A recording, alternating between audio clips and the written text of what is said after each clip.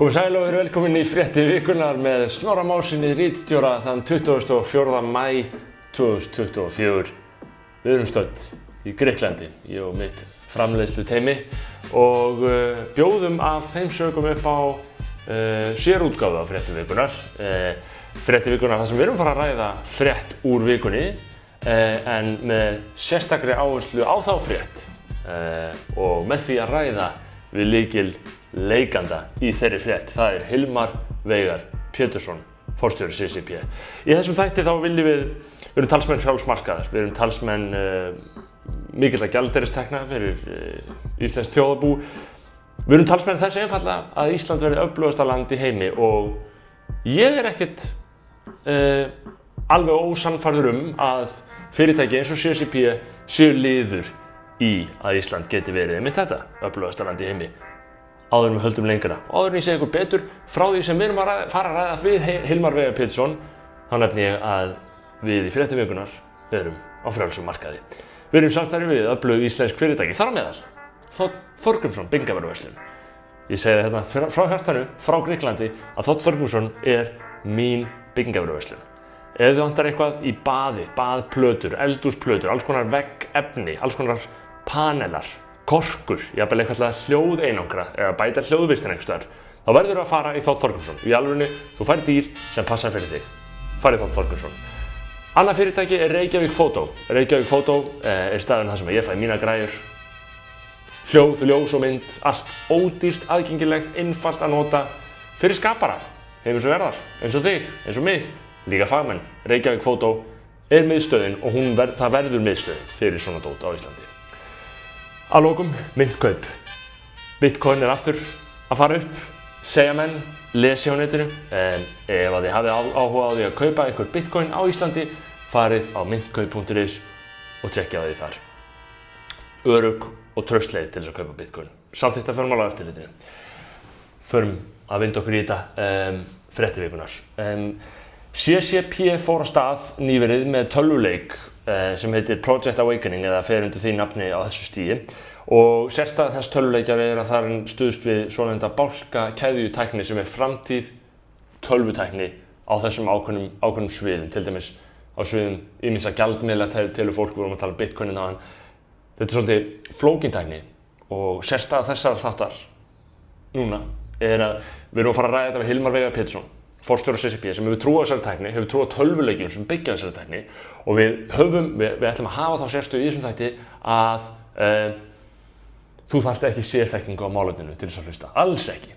Það er einmitt punkturinn. Við ætlum að fara eins og velta þessu aðeins fyrir okkur, en það er í raun og veru aðeins lítill hluti þess sem við ræðum við Hilmar Veigar. Við förum vítt og breitt yfir sviðið í atvinnulífinu, í nýsköpunargeiranum, þegar kemur á snjallsímum og börnum, þegar kemur að þjóðríkinu sjálfu sem hugtæki, þegar kemur á pólitík í stóra samhenginu.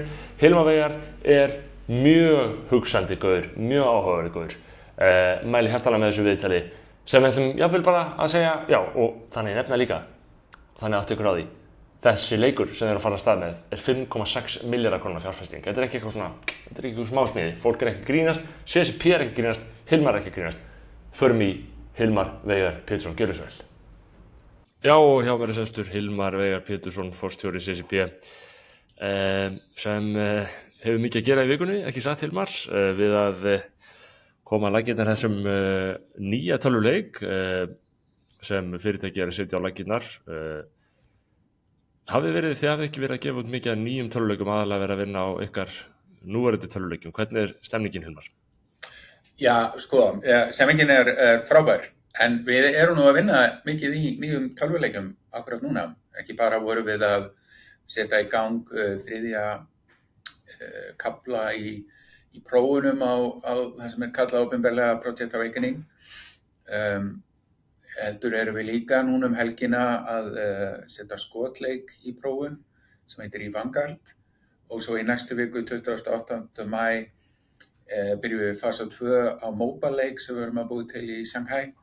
Þannig að skrifstofur á Íslandi, London og Shanghai eru allar að gefa út nýja leiki í prófunarfasa og svo erum við að gera svakalega uppfærslu á móðurskipinu í online núna 11. júní. Þannig að það er hamagangur og hóli. Já, hvað þarna, sko ég bara svona fyrir hlustundu þá kannski vert að átta sig á, já bara svona grundvallar atriðum í sambandi við CCP, þá þetta náttúrulega eitt allra öflugasta nýsköpunarfyrirtæki Íslendinga á síðari árum. Þetta náttúrulega EVE Online sögulega vel heppnað verkefni, tölvuleikur sem hátt í 10 milljónir manna spila og fyrirtæki var selt 2018 til Kóresks fyrirtækis fyrir 46 milljarða íslenskra króna, en Hilmar Veigar hefur haldið áfram sem forstjóri. Og Hilmar, og þið eru í þessu, eins og þú segir, þið eru í hellinna útrás, þið eru að koma út þessum leikjum öllum. Ég meina, hvernig að setja út svona vöru? Þetta bara að því að þetta eru prófanir og svona, en þetta bara einhvern veginn að svona, hvað getur maður sagt, svona áhættu hegðun í grunninn, í raun og veru að verja svona mikill orku og miklu fjármunum í að búa til eitthvað sem verður helst að virka og fólk verður að hafa gaman af því að síðan það mjög svona lífrænt, hvernig fólk nálgast tölvuleiki, hvort það myndist samfélag í þeim og svo framvegis. Já, hvernig tekur þetta töðunar? Já, sko, þetta nú kannski, ég myndi ekki segja þetta venjast með árunum, en maður hefur kannski þróað með sér taugakerfi til að takast á þetta, en það að búa til nýja heima alveg, það tekur á, það ekki sjálfgefið að það gangi í hvert skipti og það vissulega mismunandi. Nú erum við með þessa 3 leiki í prófunum og það orðið þannig að tölvuleikjaverkefni eru það mikil, þau eru orðið það umfangsmikil að það í rauninni orðið ómögulegt að gefa þau út í einum bita, þannig að allir leikir sem að ná ykkur flugi hafa verið í mikilli svona prófunarfasa og taka við viðbrögðum frá notendum, sníða, afkanta, svona stilla forgangsröðun og annað slíkt. Það eiginlega orðið ómögulegt að gera þetta með það sem áður fyrir var gert. Þá varum maður með prófunardeildir til að sjá hvort að leikurinn var í lagi. Nú eru þessi leikir orðin svo fjölþættir, eru svo margir hlutir sem koma saman. Þetta svona pínulítið, það svona gott kannski til að búið til eitthvað svona módel til að hugsa þetta. Hvernig byrjuðu til borg og flesta borgir verða til á hundruðum eða jafnvel þúsundum ára. Ég sitt nú hérna í London, það tekið bókstaflega 1000 ára að búa hana til. Og svo þegar fólk reynir svona, kannski í og með í Kína, að búið til borgir 1-10, þá oft og til virka þær ekkert rosa vel. Það bara að verða draugaborgir og vill enginn eiga heima þar. Og svona tölvuleikin eins og við búum til sem að einhverju leyti verður svona í einhvers konar íverustaður, eins og EVE Online hefur orðið fyrir 2000 manna sem búin að spila EVE Online á næstu í hverjum degi í 20 ár. Að þá þetta kannski ekkert svo ósöpa því að búið til einhvers konar skíaborgir sem notar nú þú samlengingu og þá nú oft gott að byrja að leggja vegi og hola niður húsum og hálfræsakerfi og fá nokkra til að búa þetta í smá tíma og sjá hvernig þetta og hvernig fólk hlýst á dæmið. Já, það áhugavert, sko, skýjaborgir ágætt kannski heiti sem framtíðin mun þurfa á að halda ef við hugsum þessa internetþróun sem bara víða veröld. Það maður sem heitir Balaji Srinivasan sem mikill svona kryptóhugsuður, hann segir að þjóðríkið sem hugtak og auðvitað sem fyrirbæri og eins og svo sem margir hafa bent á áratugum saman sé í ákveðinni í allt annarri stöðu allan núna á 21. öldinni, 2024 en það var fyrir 70 árum. Þannig að samfélög sem myndist á netinu og séu keyrð á netinu geti raun og veru verið mun samheldnari í einhverju skilningi, samanber EVE Online, samanber þau samfélög sem þeir að byggja upp, sko, samheldnari en nokkuð tíma kannski eitthvað þjóðríki, sko, á þessum síðustu og verstu tímum. Þannig að það kannski eitthvað sem þeir eru að horfa til. Já, sko, það nú kannski ágætt að skoða aðeins þetta hugtak þjóðríki. Það náttúrulega skíaborg. Þjóðríki eru ekki til. Borgir eru til. Vissulega mold, sandur og gras til, en þjóðríkið ekki til. Ekki hægt að benda á það, þarna þjóðríkið. Það hvergi. Og þetta nú tiltölulega bara svona ósönnuð hugmynd. Þjóðríki eru nokkur 100 ára gömul sem einhvers konar fyrirbæri. Áður en það voru þetta fyrst og fremst borgir. Borgir eru vel prófuð fyrirbæri, þær eru til í alvörunni. Þær eru búin að vera til í svona 10.000 ár, pluss mínus 3, eitthvað svo leiðis. En þessi hugmynd að þessi til þjóðríki, hún bara frekar nýja á nálinni og heilt yfir bara svona akkurat núna. Þurfa að hirsa upp þessum brekkurnar, einhverju leiði?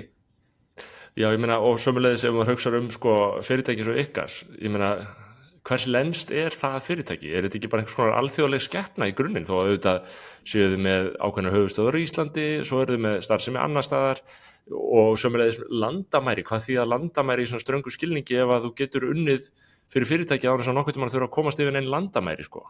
Já, sko, við höfum nú miklu að trúa því að bara svona eins og borgir eru til í alvörunni en ekki þjóðríki, þó þau séu náttúrulega virkilega tilfinningalega til og á einhverjum pappírum eru þau til. Það eru til fánar, það eru til fánar, til svona dóttir í, sko. En við trúum mikið að fólk séu í vinnu á skrifstofu, miklu að trúa því. Við vorum náttúrulega tilneydd eins og allur heimurinn að vinna heima frá okkur að búið til töluleiki og heilt yfir reyndist það bara ekkert rosa vel.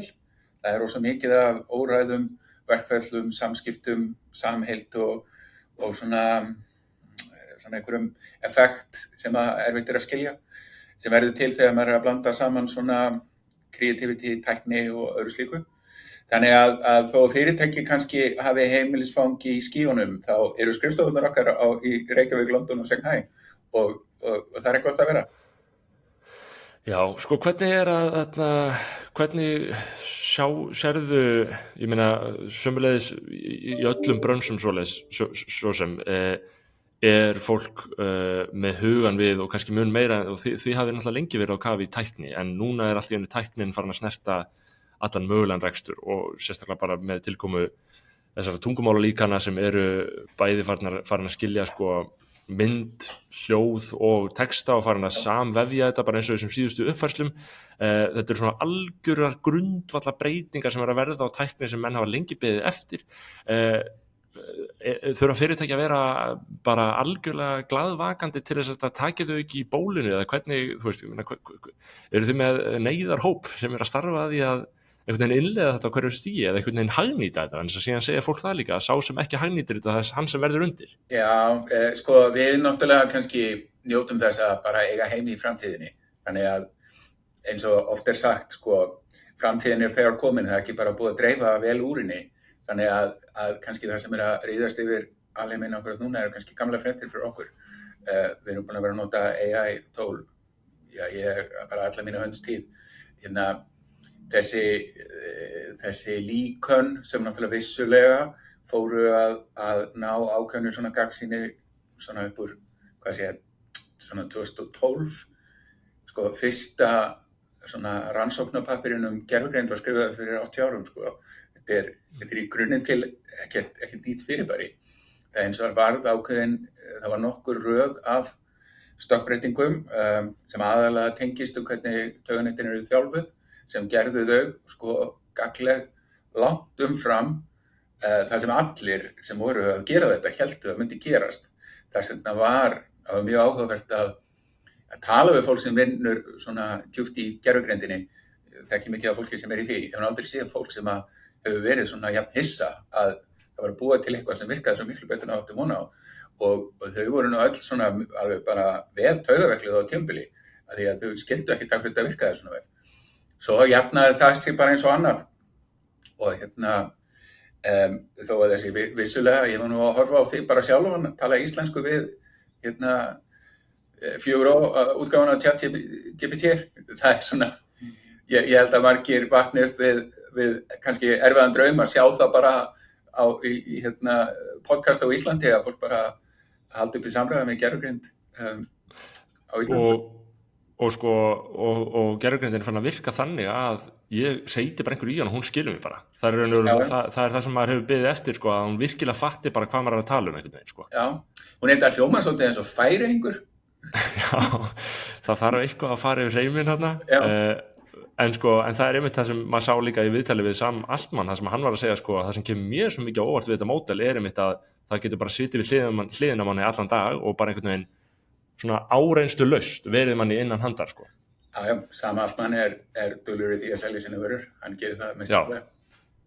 En svona almennt, ég meina, fólk tala líka einmitt að núna sé auðveldara eða einfaldara og aðgengilegra að byggja ýmsa hluti upp og það hlýtur að vera raunin hjá ykkur að núna fyrst að þeir eru með innviðina, þeir eru með dreifingu, þeir eru með vörumerki, þá er það bara spurningum að búa til öflugri vörur og með hjálp þessara nýju tækni.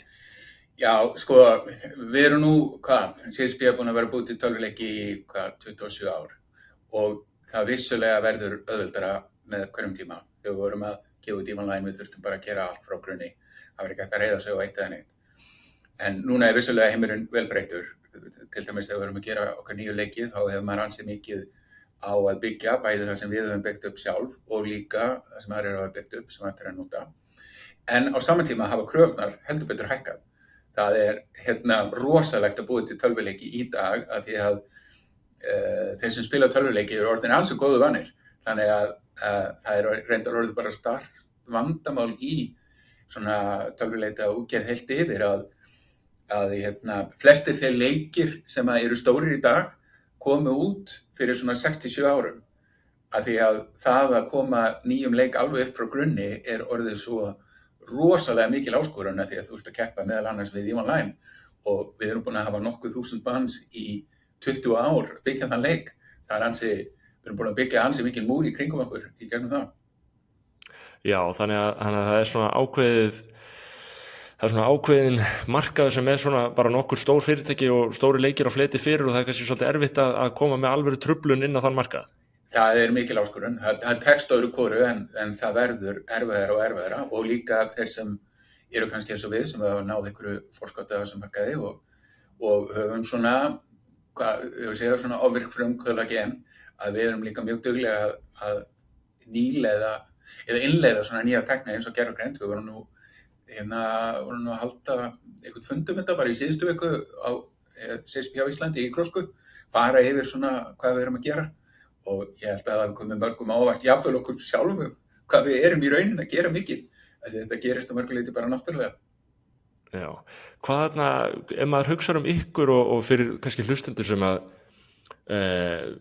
ég veit ekki, eru bara svona ósköp venjulegt fólk, spila FIFA kannski, Fortnite, Call of Duty, jafnvel Diablo, einhverja PlayStation leiki, Skyrim og þessar leiki sem að fara svona heima, eru alls ekki kannski svo advanceraðir að vera einmitt í þessum stóru heimum sem þeir eru með til þessi EVE Online.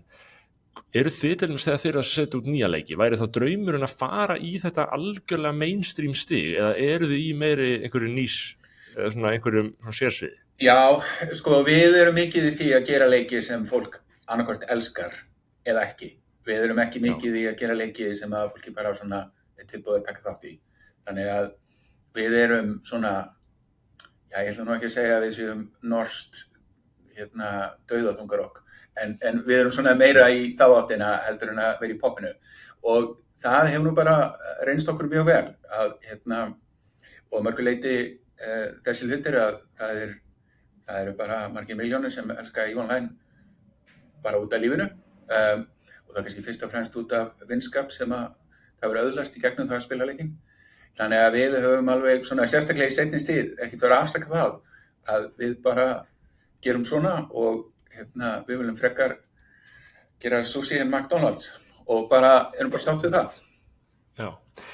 Hvað er margar líkingar greinilega til fyrir þetta? Hvað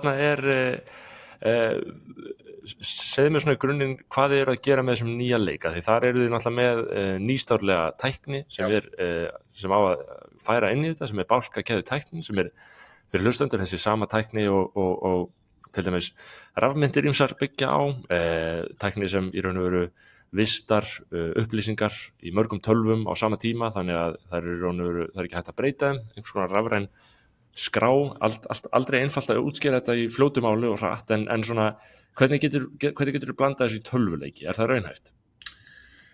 Sko,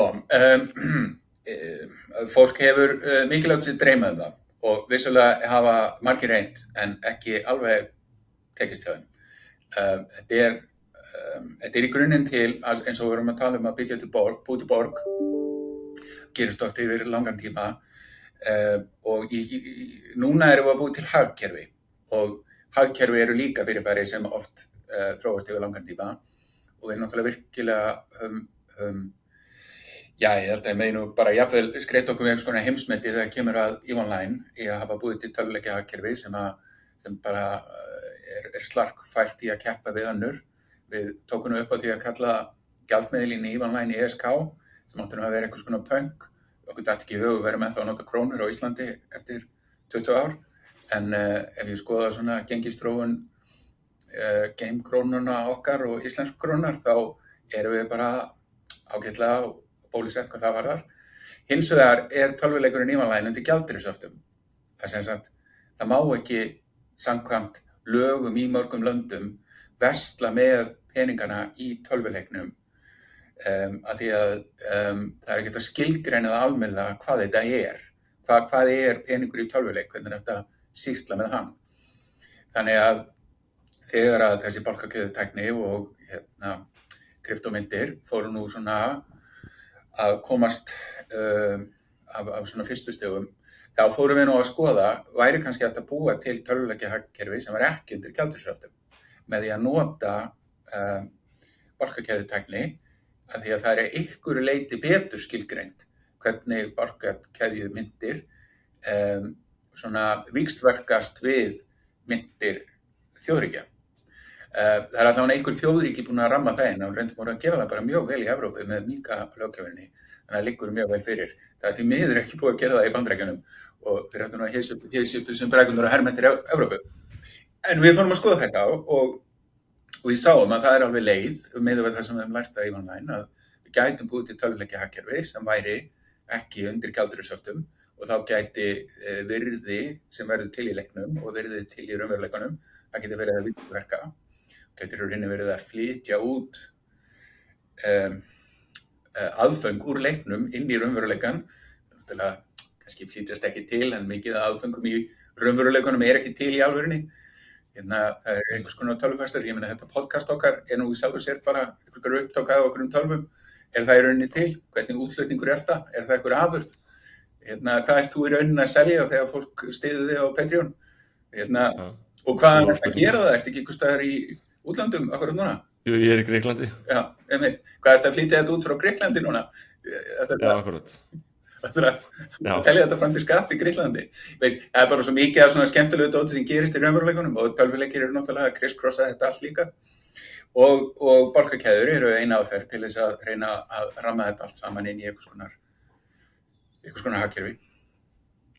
En sko, ég skrifaði nú það á dögunum að þetta alls ekkert óumdeilt og til dæmis bara þú persónulega ert náttúrulega svolítið dregin í svaðið af sumum sem eru mjög andstæðir, sem eru mjög andsnúnir notkun þessara tækni og hafa ekki trú á henni og þegar fólk snemma í svona þróun þá þarf væntanlega alltaf að svara fyrir eitthvað. Þú hefur trú á því að þú verður sá sem hlægi síðast eða...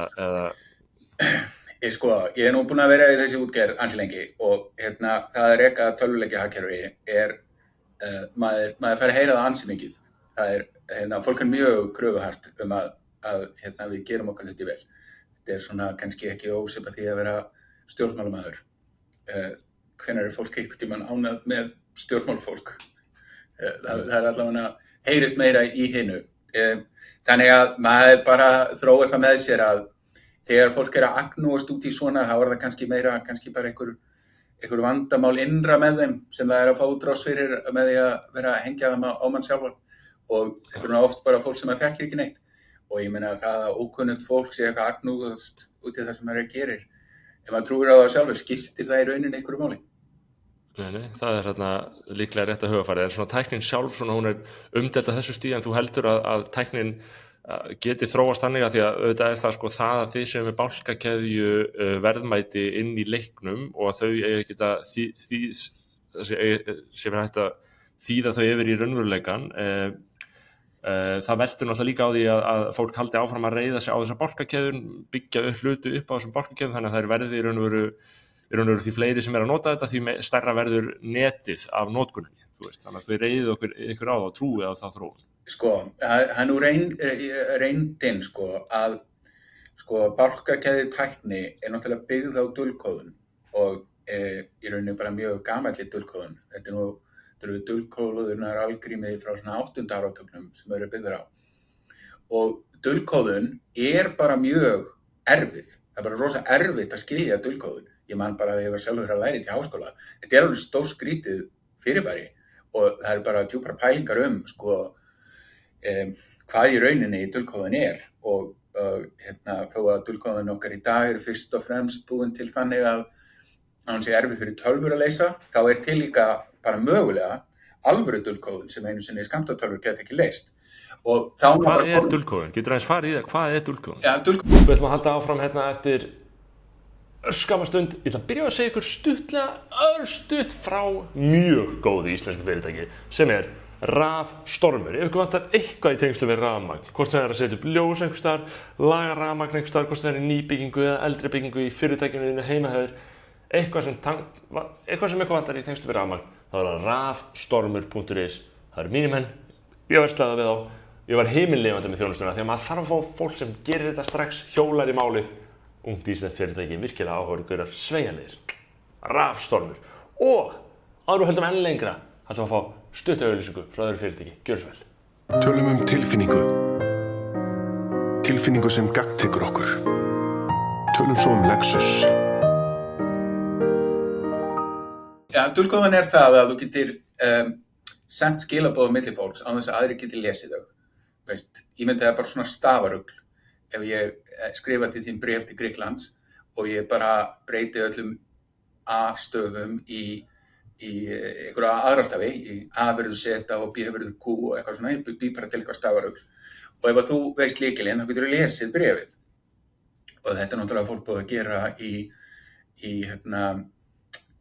hundruðir ára að búið til einhvers konar stafarugl í bréfum. Og svo var til svona kannski meira formleg stærðfræðileg dulkóðun sem var búin til í seinni heimsstyrjöldinni og það bara vel frægt að með því að búið til tölvu hérna í Bretlandi að sín sitt, þá tókst þeim að brjóta dulkóðun Þjóðverja og rauninni vinna stríðið með því að brjóta dulkóðunina, byggu til fyrstu tölvuna, Turing gerir tölvuna til að brjóta dulkóðunina. Og síðan hefur dulkóðun þróast mikið áfram og sérstaklega í gegnum bálkakeðjutækni. Það til dæmis komið nýtt fyrirbæri núna sem heitir Zero Knowledge Proofs, ég kann ekki alveg, sönnun án þekkingar, það ekki þannig á íslensku, kannski til ykkur íslenskt orðið fyrir þetta. Og ég hef alveg séð það að fólki bara líður illa í kringum þessi hugtök, það bara rosa erfitt að vinna með þetta. Þannig að þegar fólki heyrir dulkóðunar myntir eða cryptocurrencies og eitthvað svona, þá það bara æra mann ástöðan að reyna að skilja hvernig þetta virkar. Ég maður bara fyrst ég að reyna að bara svona komast inn í þetta, ég tölvunarfræðingur, ég búin að búið þetta til í 20 ár, tók mig alveg smá tíma bara að svona átta mig á því hvað var í rauninni gangi. Þannig þá bara kemur inn svona ótti við óþekkta hluti, af því það svo erfitt að skilja þetta og þetta eru svo mörg lög af óskiljanlegum hlutum sem staplast upp og fólki líður bara illa þegar svona mikið af óvissum hlutum. Og ég held bara vel skiljanlegt að fólk sé svona að gagnrýna þetta því það þarf ansi mikið, það þarf að fara í ansi djúpa skoðun til að skilja þetta frá topp til tár. En það hlýtur náttúrulega líka að vera markmið ykkar sem að þróa vöru að því að varan getur náttúrulega ekki gert þær kröfur á notandan að hann fari helst í háskólanám til þess að geta skilja hana. Þú veist, þannig að þá það einhvern veginn spurningum að notkunarmöguleikarnir verði óháðir djúpum skilningi á þessu. Já, og það komað peningasterkir inn, maður geta allir skilið 5 skall á þess að vera með fjármálaverkfræðipróf. Þó svo í rauninni þurfur að vera með fjármálaverkfræðipróf til að skilja hvað 5 skall sérstaklega á Íslandi. Akkurat. Þannig að það hús á Íslandi, Guð minn almáttugur, Íslendingar með ekki vanmeta hvað eru orðnir vel hannaðir til þess að kunna fjármálaverkfræðin bara með því að lifa í þessum ólgusjó sem íslenska krónan og hagkerfið maður nýtir sér það nú bara ofta að fengið þetta með móðmjólkinni að skilja hvað eru gengisfellingar og peningamagnin umferð og vaxtahagkvæmni Seðlabanka og annað slíkt og umræðan á kaffistofunni. Frændur og frængur liggur við, þannig að maður er bara mikinn aðgang að því að sjá hvernig þetta virkar. Þannig að það alveg hægt að gera þetta þannig að þú þurfur ekki að skilja þetta öðru leyti en peningar sem eru þá gjaldgengir bæði fyrir innanleikin og utanleikin. Og það sem týnist náttúrulega líka óhjákvæmilega í þessari náttúrulega umræðu þegar einmitt fólk fara að tala dulkóðun og sem á ensku encryption og leið út með þetta kryptóhugtak þá einmitt myndast þessi stimpill sem alltaf þessi geiri hefur haft á sér. Hann hann svífur yfir vötnum eða það hætt við hann gerir það, en þá tapast að mínum mati sem svona, eins og segi, ég hef dýft Litlutáni í þetta umhverfi og aðeins ég hef mikinn áhuga á möguleikunum sem þetta færir okkur eða menn segja að þetta getur fært okkur, sem eru einfaldlega sko mikla byltingar í persónufrelsi til dæmis, bara einfaldlega að fólk hafi meiri öryggi fyrir gögnin sín, peninga, geti sendt peninga sín á milli án þess að eitthvað kúgunarvald geti einhvern veginn fylgst með því öllu, alls konar svona frelsisbyltingar sem hljóta þá einhverju leiti að vera sko innbyggðar í hugsjón sko ykkar starfsemi með þessum leik, það ekki? Því meina þú hefur ekki einhver svona samfélagsleg hugsjón í þessu líka? Sko, jú, vissulega, sko, það sem við erum líka að gera og það nú svona, veist, það eru margir þættir í bálkakeðjum. Það annars vegar dulkóðunin, persónuverndin, frelsi og annað slíkt, og síðan það einhvers konar sjálfbærni að þess að EVE Online getur í rauninni ekki lifað án þess að CCP sé til. Það er erfitt að sjá það fyrir sér. Sem sagt fyrirtækið og gagnagrunnurinn og miðlararnir sem halda leiknum uppi, þetta er allt samofið, bæði lagalega, tæknilega, menningarlega, það er mjög djúpt á því. Það sem við erum líka að reyna að gera með Protect Awakening, og ég segi reyni vegna þess að það mun taka líklega 10 ár, eitt að búið til hagkerfið og allt svoleiðis, annað að gera vistkerfið sjálfbært, þannig að það er engin maður, fyrirtæki eða neitt á jörðinni sem þarf að vera til þess að leikurinn sé til. Þetta eru eingöngu samfélag þeirra sem að spila, í gegnum þeirra spilun lifir leikurinn. Þannig að það eru engir miðlarar, það eru engir gagnagrunnar, það er ekkert annað en bara þín tölva og allir hinnir sem að spila, og ef einhver að spila þá lifir leikurinn. Og það er alveg sama hvort að ég lifi, CCP til, Ísland, móðuharðindi, eitthvað, engir ljósleiðarar, það getur bara hvað sem er gert, en svo lengi sem fólk spilar þá er leikurinn til. Þetta er mjög rómantískt hugsun og við erum mikið svona að vinna með eilíðina í 20 ára afmæli á síðasta ári, og nú erum við svona, ekki að plana 20 ár fram í tíman, en hvernig planum maður 200 ár fram í tíman? Og þá er maður komin í það að fyrirtæki lifa ekkert oft í 200 ár, það er bara mjög sjálfgeft. Þannig að hægt að haga málum þannig að við getum búið þannig hnútana að leikurinn lifa eilífu. Þetta er áhugavert ef maður heldur áfram að hugsa þetta sem borga, þá er þetta borgarstjórn sem vill láta af störfum á einhverjum tímpúti, sem er kannski svo sem andstætt við viðleitni annarra yfirvalda sem við lifum við, það þau vilja verða meiri og stækka veldið sitt. Já, þetta er kannski öfuþróun að við viljum minnka okkur vald. Við erum bókstaflega sjálfviljug að einbeita okkur að því að minnka okkur einvald. Það er tímalvert það sem við erum að gera. Já, en sko, já, það eru margar pælingar í þessu og þetta er auðvitað stórmerkilegt og þeir eru farin að stað með þetta og þeir eru þá bara núna í raun og veru bara að sjá hvernig fólki finnst þetta, finnst að prófa þetta er alltaf ekki alveg formlega farið algjörlega af stað, heldur eitthvað svona soft launch núna eða? Já, við erum í 3. kafla prófunarfösum, við gerðum 1 desember 22, desember 23, nú erum við að gera 3. fasa núna í maí og við erum með 5.000 manns sem eru búin að skrifa undir trúnaðarsamning að þeim mun ekki segja neitt frá neinu, því að leikir á svona frumstigum þurfa tíma til að öðlast sína eigin svona ásýnd og tilvist og þetta er ansi mikið sem þarf að koma, við erum að búið til okkar eigin bálkakeðju, við erum að búið til tölvuleik ofan á það, við erum að búið til allt vistkerfi í kringum, það þarf að vera farsímaútgáfan, það þarf að vera vefsíðuútgáfan. Þetta er alveg aragrúi af hlutum sem þarf að koma saman. Þannig að það er oft gott að taka sig til og pakka öllu saman í neytendauppboðir og fá fólk bara til að gefa okkur það óþveið hvernig þetta stendur. Og það byrjaði núna fyrir svona 26 tímum. Þannig að við erum hérna á Discord, samskiptaforritinu Discord með 5.000 manns sem eru annarkvort að útrópa okkur sem von allra framtíðar eða að þetta sé leiðin til helvitis. Það er rífislega ekki að heyra hvað við heyrum.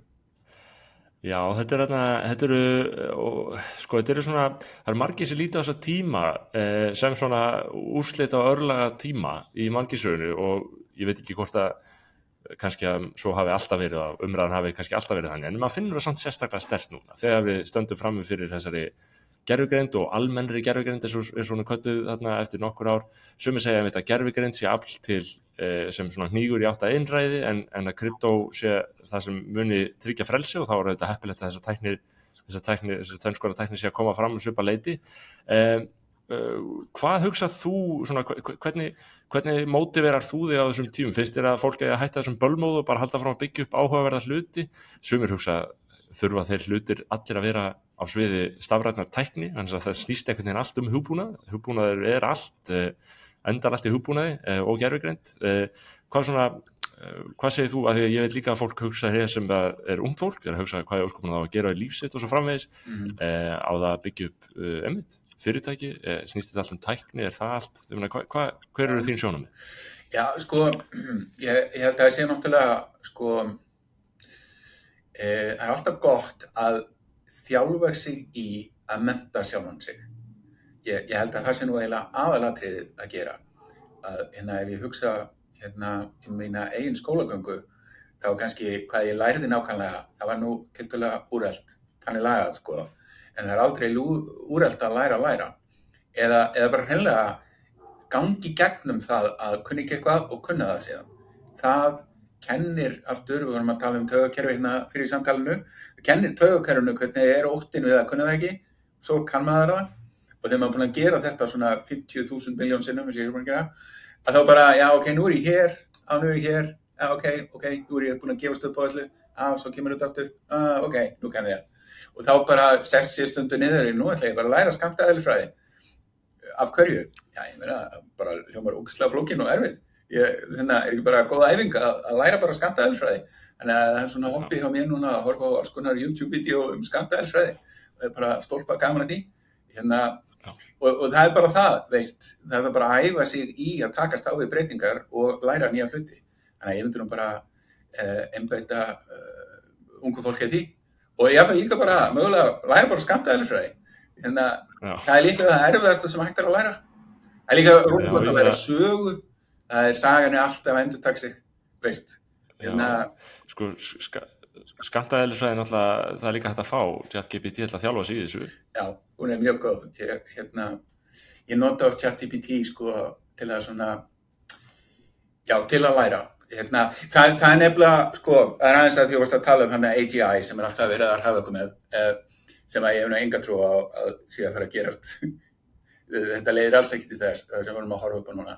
Þetta er í rauninni bara svona leitarvél með ótrúlega sniðugu viðmóti.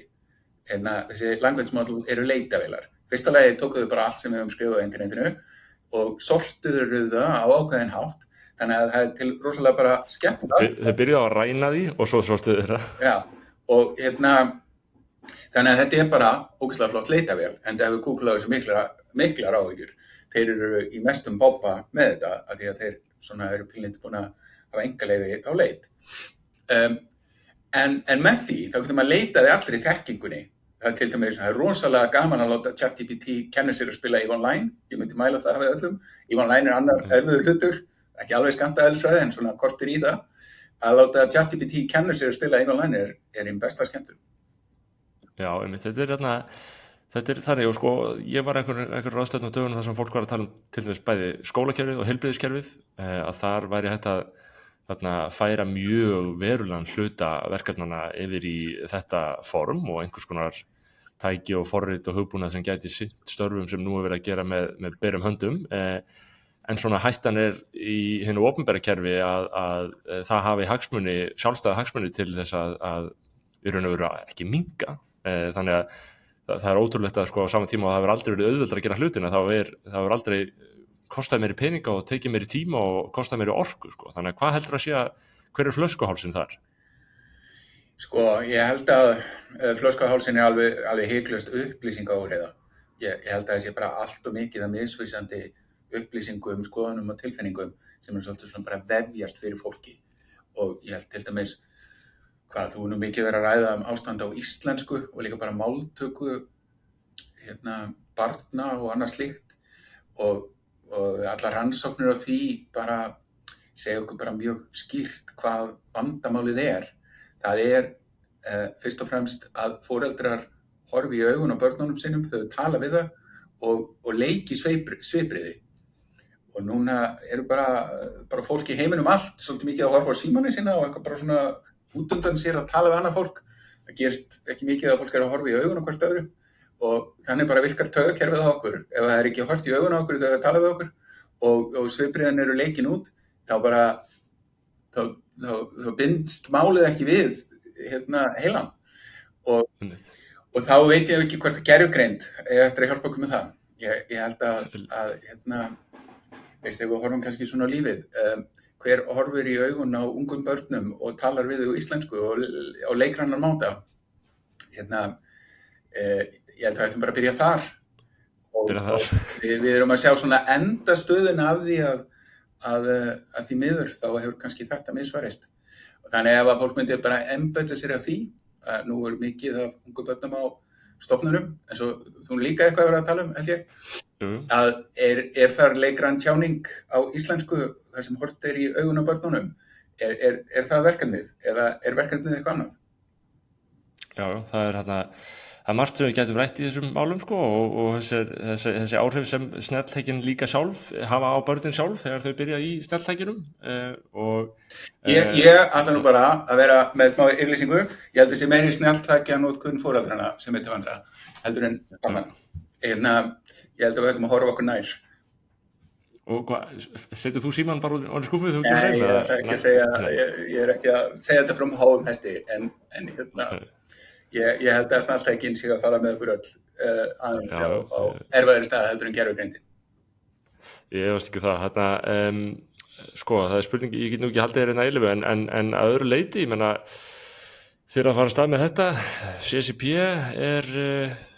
er í sókn og þið náttúrulega getið ekki, þið þurfa að passa ykkur að einmitt vera glaðvakandi eins og maður heyrir. Það getur allt gerst og getur allt breyst mjög hratt og þeir sem eru að flytja fyrir, þeir geta auðvitað orðið fyrir áhlaupum og reiða allir falls. Þú ætlar að halda fram að segla þessu skipi? Já, fólk spyr mig nú ofta þessu sko. Mér finnst þetta mörguleyti skiljanlegt, en mér finnst það líka kjánlegt sko. Ég veit ekki hvort að Steve Jobs var mikið spurður af því hvernig hann ætlaði að hætta Apple. Veist, mér finnst það bara mörguleyti bara smá skrítið. Ég er að gera það sem ég held að sé skemmtilegast að hættir að gera í heiminum. Af hverju ætti ég að hætta því? Nema, veist, ef ég væri hættur að vera gagnlegur í því.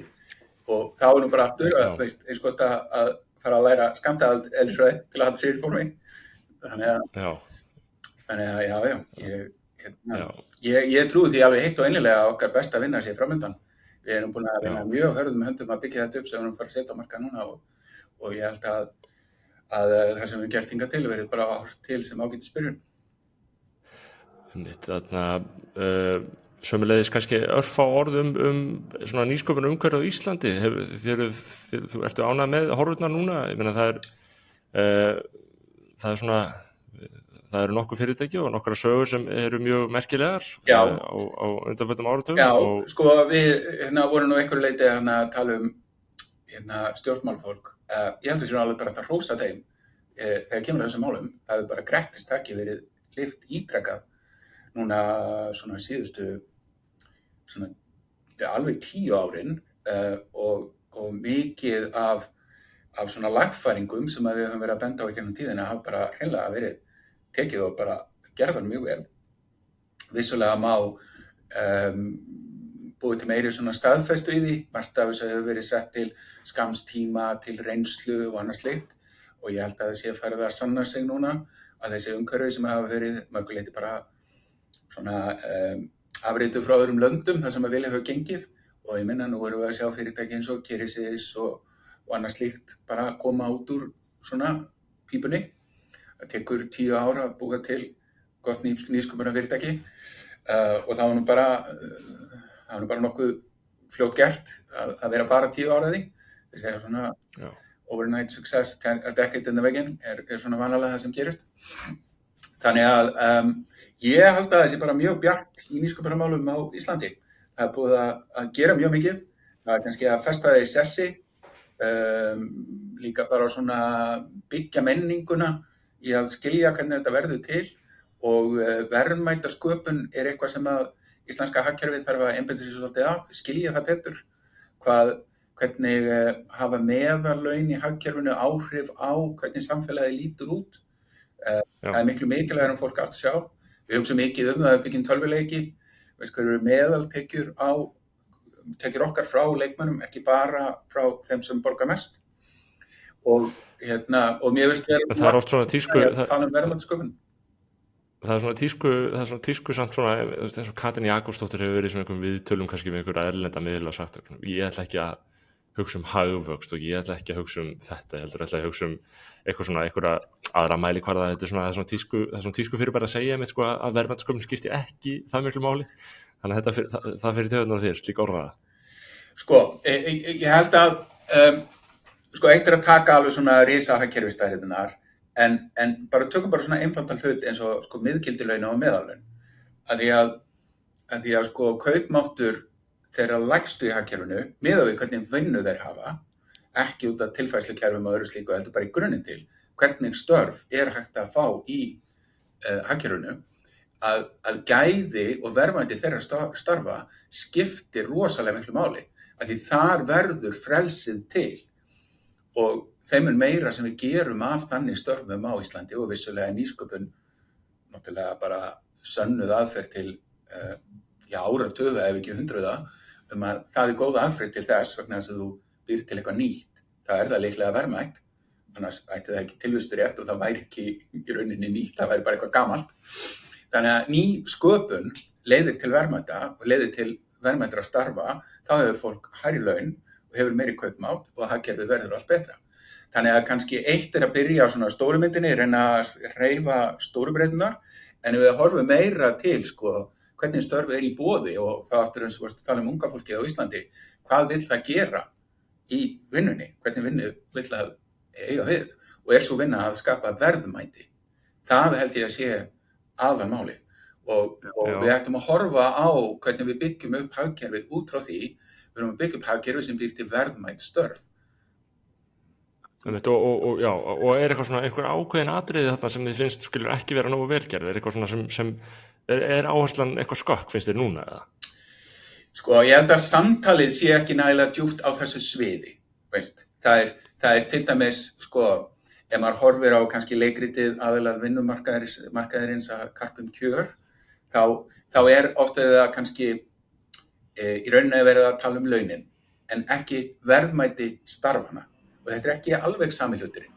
Það er einhver leyti mjög nátengt, á að vera nátengt, en það er mörguleyti hægt að hanna kerfið þannig að það auki fjölda verðmætra starfa sem eru þá bara náttúrunnar vegna og út af bara samkeppni og öðru slíku vel launuð störf. Og þá getum við bara skoðað, bara að mæla verðmæti starfa eftir atvinnugreinum. Það liggur bara fyrir, það eru bara indexir í Hagstofunni, líka að fara í einhverja atvinnukeppni ákveðat hér, en þessi gögn liggur bara fyrir, þetta er ekki flókið mál. Sú keppni er alltaf í gangi, og bara horfa á það þannig, hvar eru verðmæti störfin, viljum við ekki fleira af þeim, viljum við ekki, kannski ekki eitthvað minna af hinu í sjálfu sér, en hvar ætlum við að vaksa, við hljótum að vilja vaksa í verðmætum störfum, erum við að gera það? Ég held að við getum horft á meðalverðmæti starfa á Íslandi bara hreinlega að fara niður. Sumir stjórnmálamenn eru nú að tala um þetta, vilja fara einhvern veginn aðeins að endurskilgreina atvinnustefnuna og Kristrún Frostadóttir eru nú eitthvað að tala um það og það er svona mögulega verður einhver veruleg umræða um þetta. Og ég held að það sé rétt, taka þá umræðu, veist, og leiða þjóðina í gegnum þessa umræðu, hún er mikilvæg. Að við höfum allt í hendi til að skapa samfélag bara næstu eftir okkar eigið höfði. Ísland er bara líklega besti staður í heimi til þess að búa til framtíðina. Íslandingar hafa allt í sínum höndum til að gera það. Já, það er þarna, og líka í því samhengi, hvað vill ungt fólk gera? Ég meina, ég sjálfur vildi stofna fyrirtæki eða bara fara og gera mitt eigið dæmi og það er svona það er ákveðin kúltúr í því eða svona kúltúr eða svona ákveðin undiralda svona hafna því að vera starfsmaður einhvers fyrirtækis og vilja frekar stofna sitt eigið fyrirtæki og það var kannski eitthvað þannig sem bjó að baki hjá mér, ég bara vil starfa sjálfstætt en síðan er svona kúltúrin og hvað finnst þér um það á fólk að miða því að einmitt stofna eigin fyrirtæki að verða starfsmenn hjá okkur og þú hefur náttúrulega stofnað þitt eigið fyrirtæki?